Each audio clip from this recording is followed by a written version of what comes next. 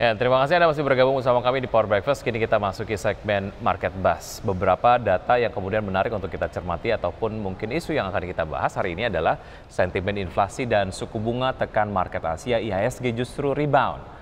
Kemudian hal lain juga yang menarik adalah tertekan sejak awal bulan. IHSG akhirnya naik moderat Senin, mendorong barisan ETF saham keluar dari tekanan. Dan hal lainnya yang menarik juga untuk dibahas adalah sejumlah emiten akan bayarkan dividen interim, sahamnya dinilai layak untuk beli dan ARB bertubi-tubi GoTo tersingkir dari 10 besar big caps. Agenda ekonomi di hari ini pemirsa 13 Desember dari Amerika Serikat, tentu saja ada data mengenai IHK Amerika Serikat, dari Jerman ada IHK Jerman, kemudian dari Filipina neraca dagang Filipina. Dan dari agenda emiten hari ini diantaranya adalah ada GoTo yang akan menggelar RUPS, begitu juga dengan UVCR, Harum akan menggelar KUM dividen tunai, dan BRIS akan menggelar KUM HMETD, dan BIVIK akan menggelar KUM HMETD, dan Garuda Indonesia akan menggelar KUM HMETD, dan Agro akan menggelar distribusi HMETD, dan BABP juga akan melakukan hal yang serupa. Kemudian BBSI akan menggelar distribusi HMETD, dan BGTG distribusi HMETD, dan BINA akan menggelar distribusi HMETD. Dan pemirsa, kita akan simak terlebih dahulu update dari pembukaan Bursa Asia di pagi hari ini.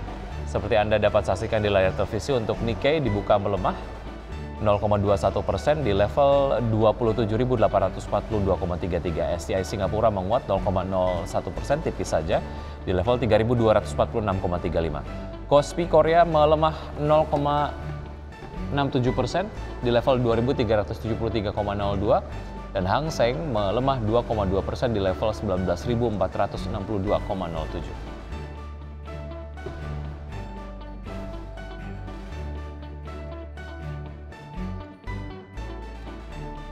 Dan pemirsa, untuk membahas beberapa hal yang tadi saya sudah sampaikan pada awal segmen di Market Buzz, sudah tersambung melalui video conference ada Bapak Mino, beliau adalah equity analyst dari PT Indo Premier Sekuritas. Selamat pagi Pak Mino. Selamat pagi Mas Wiki Andrian. Ya baik, terima kasih sudah bergabung bersama kami di Market Buzz. Pak Mino, terkait dengan ekspektasi mengenai data inflasi dari Amerika Serikat sendiri, ada reaksi yang kemudian nampaknya cukup negatif dari bursa dalam negeri dan juga bursa regional begitu ya. Bagaimana Anda melihat reaksi ini, dan apa yang sebetulnya diekspektasikan terkait dengan data inflasi di Amerika? Ya, kalau untuk regional memang kelihatannya masih cenderung hati-hati ya, walaupun tadi malam di Wall Street sendiri indeksnya ditutup menguat, dan untuk kita sendiri mungkin akan lebih mengikuti pergerakan di Wall Street ya. Tadi malam sebenarnya udah ada data yang dirilis ya di US, yaitu terkait dengan ekspektasi inflasi, di mana ini tentunya nanti juga akan memberikan gambaran ya terkait dengan inflasi di bulan November gitu. Nah, data ekspektasi inflasi sendiri tadi malam yang dirilis adalah sebesar 5,2%. Ini lebih rendah dibandingkan dengan sebelumnya 5,9%. Nah, ini sejalan dengan ada konsensus sebenarnya di market bahwa inflasi di Amerika di bulan lalu itu kemungkinan akan turun ke level ke level yang lebih rendah ya. Artinya bulan lalu kan 7,7%, kemudian ekspektasinya di bulan November itu akan berada di level 7,3% gitu. Dan kalau misalnya itu benar-benar terjadi, tentunya sebenarnya ini akan positif gitu Mas Wiki Andrian, karena selama ini kan yang ditakutkan adalah kenaikan inflasi yang terlalu tinggi. Kalau angka inflasinya udah turun, harusnya akan positif gitu. Ya, saya koreksi sedikit mengenai data ataupun penantian mengenai inflasi, bahwa memang IHSG yang justru memang menguat, regional yang melemah begitu ya. Oke, Pak Mino, kalau kita lihat mengenai ekspektasi inflasi Amerika Serikat sendiri yang mungkin akan melambat, ini kemudian bisa disimpulkan sebagai salah satu hasil dari berbagai macam strategi yang sudah dilakukan oleh Amerika. Specifically kalau ngomongin soal kenaikan dari tingkat suku bunga acuan The Fed sendiri, salah satu tujuan utamanya adalah untuk memerangi inflasi, which is mungkin dalam waktu yang cukup pendek begitu, nggak terlalu lama lagi kita akan ketahui, dan secara ekspektasi ini akan lebih rendah begitu, akan melambat inflasinya. Artinya memang ada kemungkinan dari The Fed sendiri tidak akan menaikkan atau ya akan seagresif menaikkan suku bunga acuannya seperti yang sudah dilakukan 4 kali berturut-turut 75 basis point.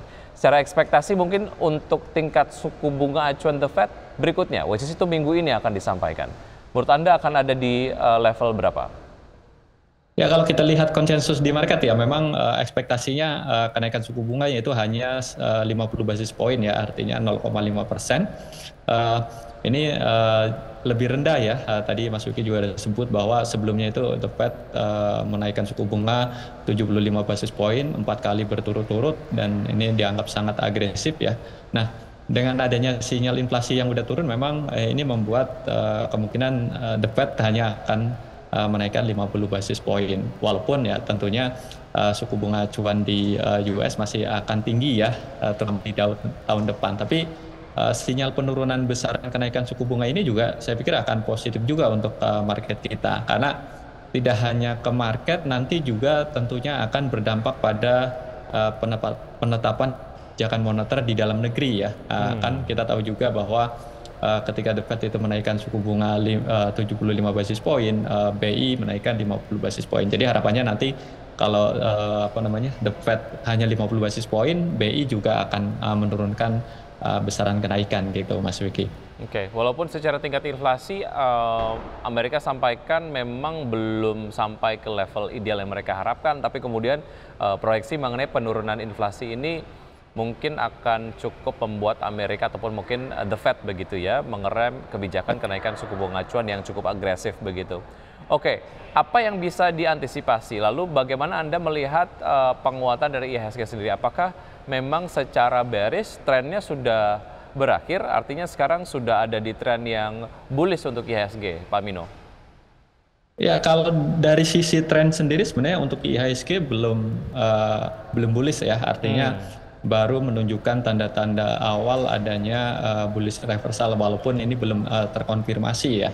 Tapi tentunya pergerakan IHSG sendiri kan dipicu oleh berbagai faktor tadi ya, makro fundamental. Salah satunya adalah kebijakan suku bunga di US. Jadi kalau misalnya sesuai ekspektasi, harapannya nanti konfirmasi tren indeks kita ya itu bisa terwujud. Artinya dari yang saat ini masih cukup masih bearish, nanti ke depan akan bullish gitu, Mas Wiki. Oke, baik. Artinya Anda masih melihat sampai dengan akhir tahun agak susah untuk IHSG kembali menembus level 7.000 atau ada chance untuk itu?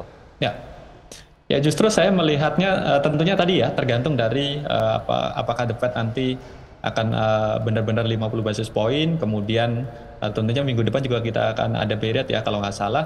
Ini kalau terwujud saya pikir ini justru akan mengkonfirmasi ya kemungkinan tren IHSG, artinya sampai akhir tahun mungkin bisa berusaha untuk menyentuh level 7.000-an gitu. Oke, jadi akhirnya betul-betul sentimen The Fed terkait dengan suku bunga acuannya minggu ini betul-betul jadi penentu tren IHSG ke depan begitu ya? Ya, kalau menurut saya begitu. Baik.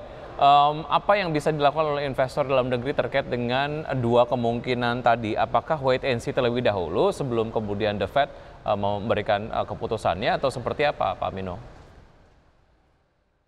Ya, kalau menurut saya dua kombinasi yang terjadi belakangan ya, tadi terkait dengan data ekspektasi inflasi ya, di Amerika yang ternyata sudah turun 5,2 dari sebelumnya 5,9, kemudian konsensus inflasi juga kemudian turun dari 7,7 menjadi 7,3. Dan kondisi indeks kita ya yang udah oversold, artinya banyak sekali sebenarnya saham-saham big cap yang sudah cukup murah ya. Itu justru kalau menurut saya cukup menarik ya. Artinya resikonya mungkin udah terprice in. Jadi kondisi saat ini kalau untuk teman-teman yang mau memanfaatkan tadi ya ekspektasi bahwa ke depan akan lebih The Fed misalnya kurang agresif, ini bisa dilakukan tentunya cicil beli gitu dengan harapan sampai akhir tahun indeks kita bisa rebound gitu. Baik, Pak Mino, Coal, Medco dan juga Adaro adalah saham-saham berbasis energi yang memimpin penguatan IHSG kemarin, walaupun memang secara level masih ada di level moderat. Apa yang menarik dari ketiga saham ini kita akan bahas usai jeda berikut ini, dan bersama kami akan segera kembali. Terima kasih Anda masih bergabung bersama kami dan kami masih berbincang bersama Pak Mino, Equity Analyst PT Indo Premier Sekuritas. Pak Mino, kita lanjutkan. Tadi saya sempat membahas mengenai saham-saham berbasis energi, ada Coal, kemudian juga Medco dan juga Adaro yang memimpin penguatan secara moderat IHSG di hari Senin kemarin begitu. Apa yang menarik dari ketiga saham ini sehingga kemudian pergerakannya positif kemarin? Ya, kalau saya lihat terutama untuk Coal dan Adaro ya, ini tidak terlepas dari harga batu bara yang kembali rebound di atas 400 US dollar per ton ya. Uh, Jadi itu kalau menurut saya menjadi sentimen utama kenapa kedua saham tersebut mengalami kenaikan. Kemudian untuk Medco juga ini tidak terlepas dari harga minyak ya yang belakangan pasca rapat OPEC walaupun sempat turun kemudian naik karena ada beberapa hal terkait dengan gangguan supply di Amerika sendiri. Kemudian juga ada harapan bahwa Cina itu akan memperlonggar ketentuan terkait dengan penanganan COVID gitu. Kemudian Rusia juga mengancam akan memangkas produksi jika nanti penerapan pembatasan harga itu benar-benar dilakukan. Jadi mungkin itu kalau menurut saya Mas Andrian, jadi memang dari sisi komoditasnya itu cukup mendukung terutama dalam jangka pendek ini gitu. Baik, secara harga tiga saham ini masih kemudian dinilai cukup murah atau seperti apa Pak Mino? Karena beberapa waktu yang lalu beberapa analis memang tidak terlalu kemudian merekomendasikan saham-saham berbasis batu bara secara spesifik begitu karena secara harga udah kemahalan gitu. Tapi kemudian ini masih terus menunjukkan peningkatan. Secara teknikal ataupun mungkin secara harga seberapa menarik sebetulnya? Ya kalau untuk Coal sendiri sebenarnya dari sisi pergerakan harga ya ini kan sebenarnya trennya masih masih bearish ya. Kemudian 2 hari terakhir mengalami kenaikan dan yang tentunya tadi tidak terlepas dari harga batu bara karena memang harga batu bara kan sebelum bulan Desember ya itu kan memang sempat terkoreksi di bawah 400 US dollar per ton. Itu membuat harga saham-saham batu bara terkoreksi. Nah, untuk Coal sendiri saya pikir mungkin untuk saat ini lebih ke arah sell on strength ya, Mas Andrian dengan melihat trennya. Jadi di sell on strength-nya mungkin bisa di level sekitar 180-an. Kemudian untuk Adaro sebenarnya masih cukup menarik ya dari sisi trennya cukup menarik dan saya pikir masih bisa menguji ke level 1940-an. Jadi kalau untuk teman-teman yang trading apalagi ini kan menjelang akhir tahun ya, window dressing mungkin saham-saham sektor energi ya ini bisa jadi mendapat katalis positif ya dari Windrest karena secara year to date kan sebenarnya kinerja dari saham sektor ini cukup menarik kita.